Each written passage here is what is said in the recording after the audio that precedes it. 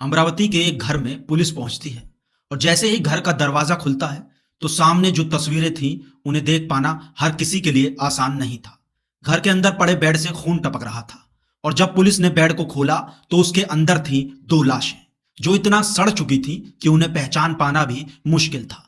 लाशों को बाहर निकाला गया तो पता लगा कि एक लाश महिला और दूसरी लाश लड़के की है। पुलिस ने जब रिश्तेदारों और आसपास के लोगों से बातचीत की तो पता चला कि ये माँ और बेटे की लाश है।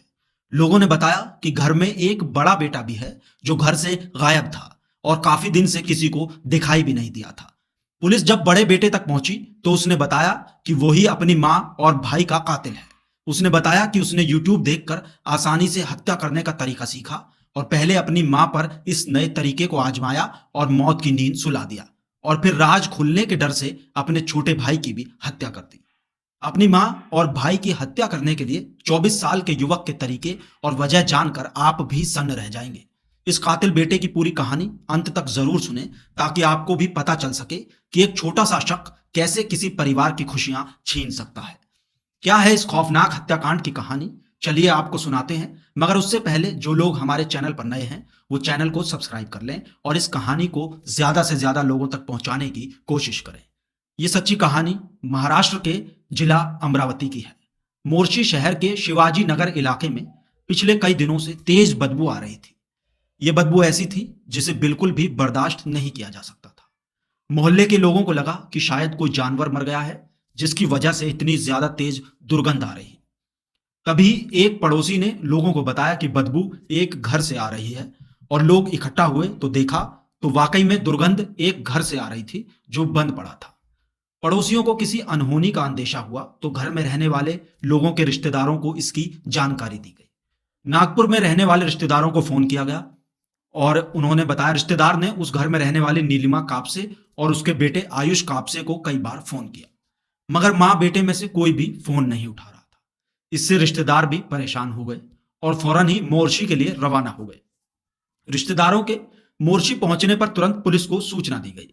पुलिस मौके पर पहुंची और घर का दरवाजा तोड़कर अंदर दाखिल हुई। परेशान रिश्तेदार भी पुलिस के साथ घर के अंदर गए। जब वो कमरे में पहुंचे तो उन्होंने देखा कि बेड से खून टपक रहा है। पुलिस ने जैसे ही बेड का बॉक्स खोला तो बेड के अंदर का नजारा देखकर पुलिस के भी होश फाख्ता हो गए। बॉक्स में दो सड़ी गली लाशें पड़ी थी। दोनों शवों को जैसे तैसे बॉक्स में जबरदस्ती ठूंसा गया था। मौके पर मौजूद रिश्तेदारों ने मृतक महिला की पहचान 45 साल की नीलिमा और उसके 22 साल के छोटे बेटे आयुष कापसे के रूप में की। रिश्तेदारों से पता चला कि घर में 3 लोग रहते थे, 45 साल की नीलिमा, 22 साल का आयुष और तीसरा उनका बड़ा बेटा सौरभ जिसकी उम्र थी 24 साल। और सौरभ उस वक्त घर से गायब था।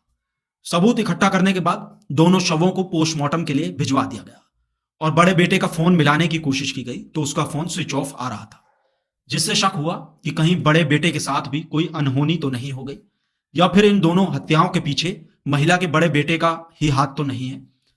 आखिर सच क्या है, इस बात का पता सिर्फ बड़े बेटे से ही चल सकता था मगर किसी को उसका अता पता ही नहीं था। पुलिस ने मामले में आगे जांच पड़ताल शुरू की।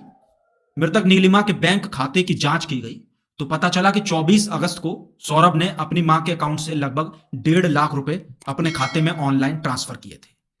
पुलिस ने ट्रांजैक्शन पर नजर डाली तो सौरभ पर शक और गहरा गया। सौरभ की लोकेशन निकलवाई गई तो पता चला कि वो हैदराबाद में है।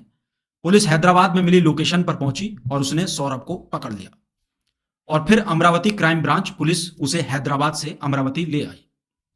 सौरभ के पास उसकी मां और भाई का मोबाइल मिला। इसके अलावा उसके बैग से कुछ प्रतिबंधित दवाएं भी बरामद हुई, जिसके बाद उससे पूछताछ शुरू की गई। पूछताछ के दौरान सौरभ की बात सुनकर पुलिस के भी होश उड़ गए। सौरभ ने बताया कि उसी ने अपनी मां और छोटे भाई की हत्या की है।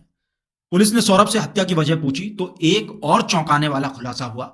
उसने बताया कि उसे शक था कि उसकी मां के किसी अन्य शख्स के साथ अवैध संबंध है, जिसके कारण उसने अपनी मां की जान ले ली। लेकिन उसी दौरान राज खुलने के डर से उसने अपने छोटे भाई को भी जिंदा नहीं छोड़ा। इसके बाद सौरभ ने पुलिस को हत्या करने का जो तरीका बताया वो और भी रोंगटे खड़े कर देने वाला था। सौरभ ने बताया कि वो लोक निर्माण विभाग में अभियंता के तौर पर 1 साल से काम कर रहा था।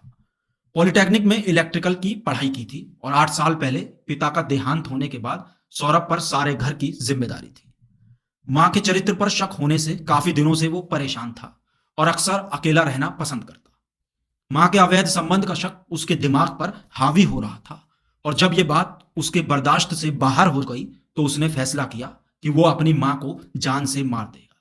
और इसके लिए उसने 4 महीने तक यूट्यूब पर हत्या करने के आसान तरीकों की खोज की और कई मर्डर केसों की स्टडी की। वो अपनी मां की हत्या उसे बिना कोई दर्द दिए करना चाहता था। तभी उसने मां को धतूरे का बीज देकर मारने का प्लान बनाया। उसने धतूरे के बीजों को काटकर सबसे पहले उसे सब्जी में मिला दिया और उसे अपनी मां और भाई को खिलाया, जिसे खाने के कारण भाई और उसकी मां की तबीयत खराब हो गई।